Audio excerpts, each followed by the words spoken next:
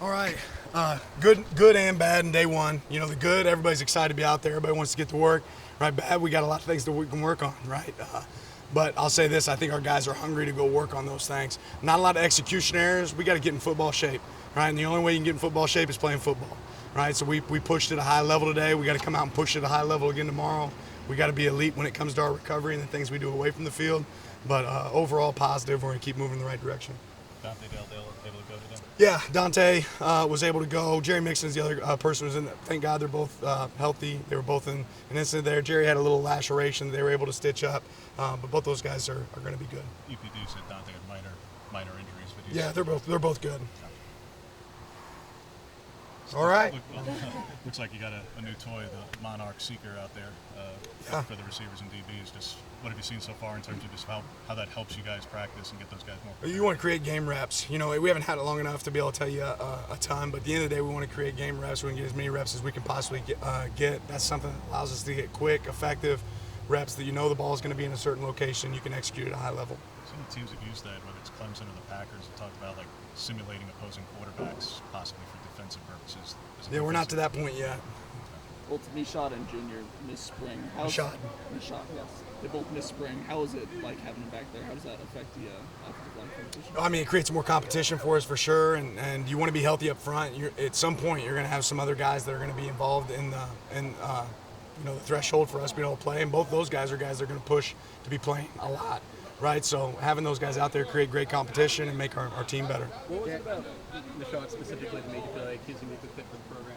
Yeah, you watch his film, right? Watch his film, it stands out, and then you just talk to him as a person, what his goals are, what he wants to achieve. He comes from a great family, but ultimately he's a driven guy that has some goals in front of him, and I thought he was a good fit from a character standpoint and certainly a talent standpoint. Yeah, Buckley's been getting a lot of the preseason hype, but what are your thoughts on the running back group as a whole? Yeah, I think we got a great running back room, and I think we got multiple guys in that room that can push to play and a lot of snaps. I think obviously Noah has the most experience. Jordan's had a lot of experience back there as well. For us, we want to use as many guys that can play for us at a high level. You said there were limited execution errors, but I know center's a position that's obviously going to be a new guy there. How does that look? And I guess was that part of some of the errors? No, it was actually pretty clean. Bryce had a couple errant snaps today, but overall, from what I was able to see, our execution there was good. We've certainly put an emphasis on it. What was the thing you saw today that you're most happy about? Man, the football field. I'm just excited to be out here on the grass. I think every one of our players is as well. Have you ever seen a wide receiver wear number 99 before? Not that I can think of. When you had the receivers that you do via transfers and that kind of experience, are the expectations maybe even at the beginning for you in terms of those things like execution and mental errors, those sorts of things, different when you're bringing in guys who are juniors or seniors who are just further along, kind of been through camps before and understand what goes into it? I don't know exactly which direction you're saying, if you're expecting to be less prepared or more prepared. Yeah, I mean, we have the expectation for anybody that can come in and be able to play. It's certainly easier for a guy that has experience, but we have some young guys too that they have the resources in front of them to execute at a high level, and if they learn it, they're going to help us. Some of the linebackers put on quite a bit of weight this offseason. How did you see that translate? Yeah, ultimately, I didn't think we had enough knockback tackles last year, right? We got to be a team that can have knockback tackles, not lose yards after contact. You start by doing that by getting bigger and stronger in the weight room, and I think our guys challenge themselves to do that.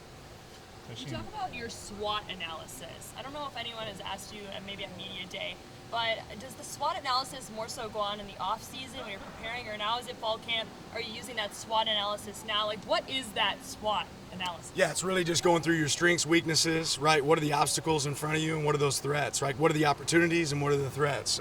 For us, that was really an off-season study, but you could argue that we do a SWOT analysis every day after practice too. So we're going to go in here and watch this last practice, figure out what we did well, figure out what we didn't do well enough, what's going to get in the way of us doing there, what are the opportunities that we can take advantage of that we didn't. So it's kind of the same process every day. It becomes part of your process. Now that you have your full first recruiting class officially on campus, there's probably a big range between a guy like Bo that has been at many fall camps and some guys that this is their very first fall camp. How do you kind of get everyone kind of on the same page and the same board, get those new guys up to speed, but also serve the veterans in a way that they're continuing to build off what they already know? Yeah, your veterans have to serve as some of your coaches, right? They have to help guys. They have to help bring guys along too, and that's certainly an expectation for us that these guys that have been through this, they got to be able to pull some young guys along with them. And the guys that are running around like they're chickens with their heads cut off, they got to figure out where we're going.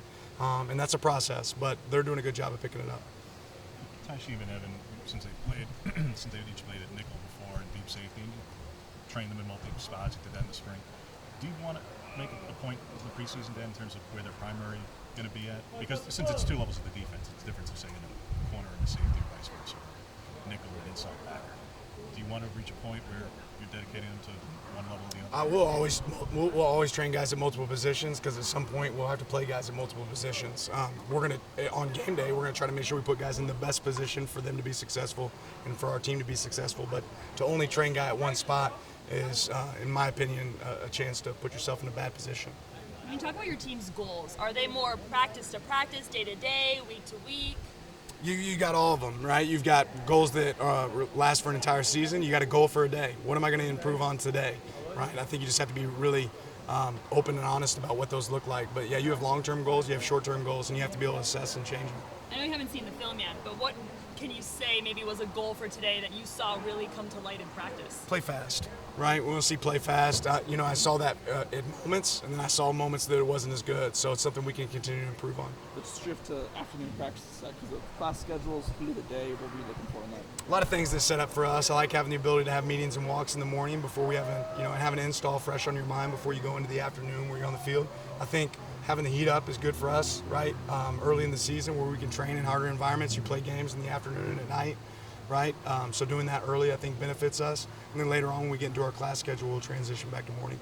What allowed Bryce Betcher to be someone who could slide down a level and play inside? Well, he likes to hit. He's a good tackler, right? I think his best attributes are those attributes that you like to see in a linebacker, right? So it's going to be a transition process for him, but he has good speed. He gets to the ball, plays with a certain level of toughness. So having him down there, I think, helps us. You've seen guys now move a couple times from safety to linebacker under you. Why does that make so much sense, or is that just specific to each individual? Well, I think you play wherever you put your guys in position where you think they can play at a high level for you. Ultimately, you can't play linebacker the way you used to in college football, right? The Mike linebacker that goes A gap to A gap, that doesn't exist anymore. You got to be able to cover tight ends. You got to be able to cover backs. You got to be able to run sideline to sideline. So that's a big piece of it. As much as you guys had to focus on today, Dan, the last 5-6 hours have been nationally. It's been dominated by talk of realignment. Big Ten presidents reportedly meeting tonight to discuss Oregon, Washington, further expansion. Just your reaction. Yeah, I've been worried about practice today. I do not have time to read the nightly news. Maybe I'll catch up on it around midnight tonight. You talked about that part of what's next and to sit back and watch is some of that possibly realignment. I'm talking about what's next. All right, thank you, Coach. Appreciate it.